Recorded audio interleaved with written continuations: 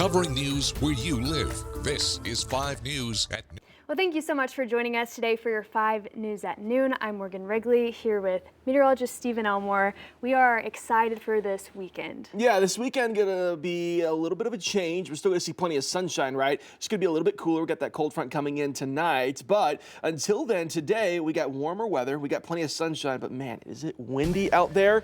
The red flag warning has been issued across northwest Arkansas because of those high winds, leading to an increased fire danger the rest of the day today. So let's talk about what we got over the next couple of days. Again, warm and windy for today. Plenty of sunshine out there. Again, the wind, while maybe a little bit annoying right now, that's what's causing these temperatures out there to be into those 70s by the time we get to the peak heating hour later on today. Anywhere between those low to mid 70s, northwest Arkansas, upper 70s here in the River Valley. Cooler this weekend, though. Not one, but 2 cold fronts. First one comes in tonight. That's going to bring in the cooler air. And then once again, Sunday night going into Monday, that's going to bring in some rain chances ahead of a very active pattern coming up for this upcoming work week. We take a look at that red flag warning. Again, that's for northwest Arkansas, parts of northern Johnson County as well. Again, what this means is because it's dry out there, because it's low humidity, and because the winds are strong, all those ingredients together increasing that fire danger. So that's where it's going to be highest for today. More than likely, you'll see the professionals doing some prescribed burnings today.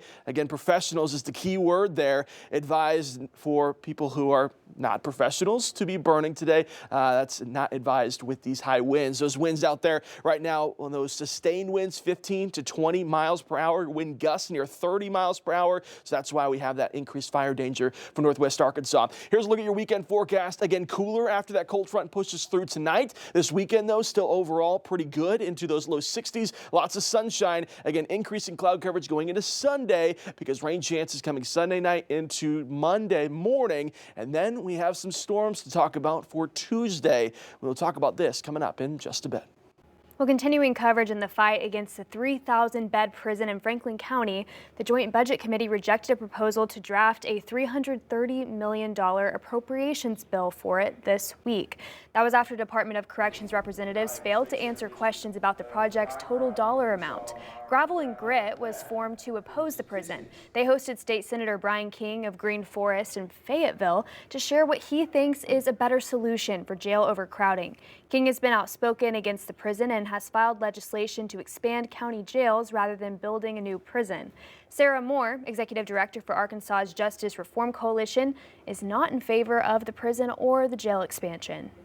I'm trying to go all around the state, get different perspectives because there's different issues in different counties and it takes different solutions, but it's always going to take money. We really have to be thinking more smartly about solving for the larger parts of our population that are devastated every time they have arrest and incarceration.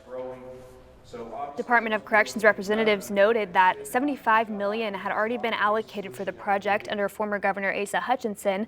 Lawmakers questioned why that amount wasn't enough to get the project started. Representatives said they couldn't answer. The Arkansas Department of Transportation showed off its plans for improving Towson Avenue in Fort Smith during a public meeting this week.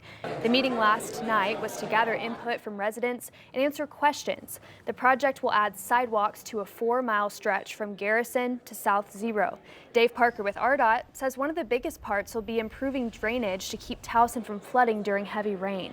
This would increase the road there by a foot or two, kind of make the surface a little clearer, easier if flooding does occur. The main thing is safety, efficiency. There will be sidewalks. It's going to help out that area quite a bit. If you didn't make it to that meeting, you can always go to the RDOT website and offer comments there. Public comment ends on March 13th.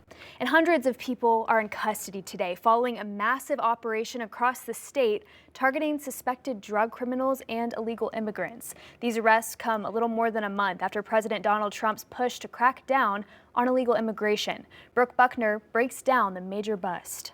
This arrest operation involved every federal law enforcement agency operating in Arkansas, as well as the Arkansas State Police and the state's 19 state drug task force offices. U.S. Attorney Jonathan Ross, alongside representatives from local and federal law enforcement agencies, announced the arrests of 472 people over the last 3 weeks, the results of Operation Enforce and Remove. Of those arrested, Ross says 219 are illegal immigrants with previous encounters with law enforcement.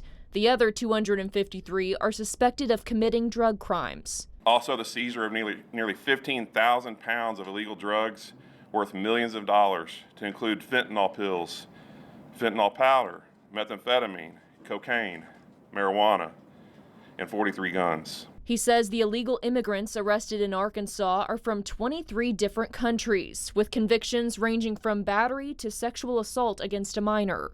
Of the 219 illegal immigrants arrested, 127 were processed through the ICE Enforcement and Removal Office in Little Rock, 57 in the Fayetteville office, 23 in Fort Smith, and 17 in Texarkana. Immigration lawyer Laura Ferner says the news of these arrests is raising fears within the migrant community. She encourages anyone who may be worried to remember their rights. If you are encountered by law enforcement, no matter who you are, you have the right to remain silent, and you have the right to talk to an attorney no matter what. And she says don't believe everything you see on social media. And if you hear something, verify and make sure it is actually correct.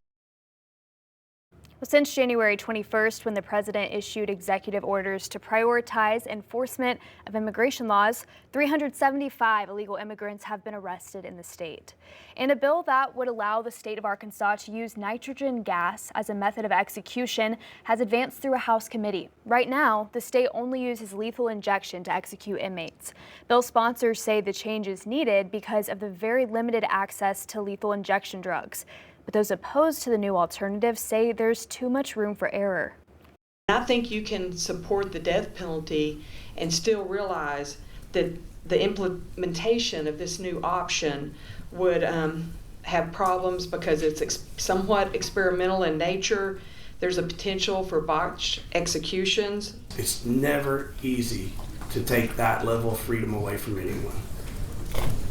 But folks, the current method that is on the laws is not working.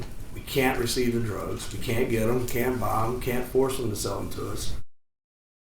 Arkansas has 25 inmates on death row right now. If this bill gets signed into law, Arkansas would join 4 other states in allowing the use of nitrogen gas.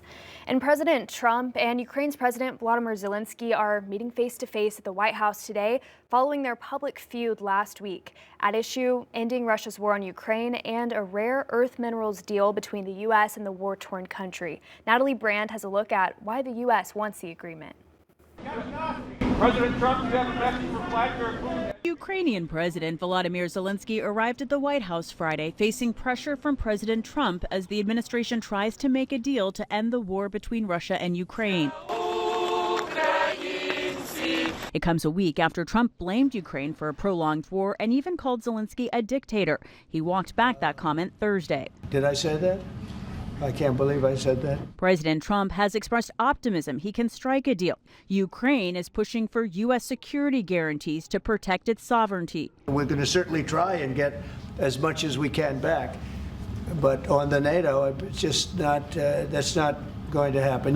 The two leaders are also expected to sign an agreement giving the U.S. access to the country's rare earth mineral, something President Trump wants as payback for billions spent in military aid. Ukraine has everything from graphite and uranium for nuclear fuel to coal and rare earths. Grace Baskarin of the Center for Strategic and International Studies says the U.S. has been looking for ways to boost its supply of valuable minerals used in everything from electronics to military equipment. China dominates the market. The big challenge is that we only have about 1.5% of the world's rare earths. So we source a lot of them from abroad, or we need to source a lot of them abroad. A lot of it is, again, it's a reducing the reliance on China narrative. But experts say mining takes time and may not yield benefits for another 20 years. It will also require security and peace in the region. Natalie Brand, CBS News, the White House. Well, here at home, the Butcher's Larder, part of the new artisanal butchery program at Brightwater on NWAC's campus, is now open. The student-run retail is the newest whole animal butcher and artisan charcuterie shop. It features locally sourced, pasture-finished meats crafted in-house by students. The store is open Wednesdays and Thursdays from 12:30 to 6:30 p.m. And just into the newsroom, Farmington School District announced on Facebook that there was a fire on the roof at Jerry Pop Williams Elementary. According to the Post, a new roof is being installed and the fire is related to that installation. The district says all students are safe and have been evacuated, and they're working with the fire department to determine when they can return to class.